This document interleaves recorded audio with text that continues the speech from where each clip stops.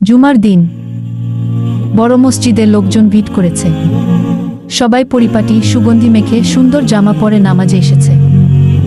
মসজিদের গেটের পাশে বসে আছে এক বৃদ্ধ ভিখারি। তার গায়ে ছেঁড়া জামা, পায়ে জুতা নেই, হাতে একটি ছোট্ট ঝুলি।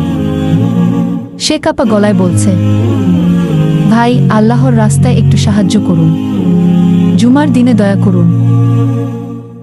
তাকাচ্ছে না, কেউ চোখ রাঙাচ্ছে।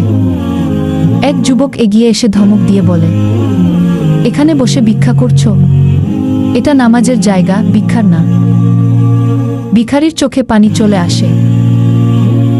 সে শান্ত গলায় শুধু এক লাইন বলে, আমি এখানে ভিক্ষা করতে না, বরং নামাজ পড়তে এসেছি। শুধু বসার মতো কাপড়ও ছিল না, তাই আগেই এসে জায়গা নিই। নামাজ শুরু হয়। ইমাম খুব সুন্দর খুতবা দেন, দয়া, ভ্রাতৃত্ব আর সহানুভূতির উপর। নামাজ শেষে সবাই যখন বাইরে বের হয় দেখে ভিখারি নেই, কিন্তু তার জায়গায় পড়ে আছে একটি চিরকুট। তাতে লেখা, আমি ছিলাম আল্লাহর পাঠানো এক পরীক্ষা। তোমরা সবাই নামাজ পড়লে, কিন্তু কেউ আমার দিকে সহানুভূতির চোখে তাকাওনি।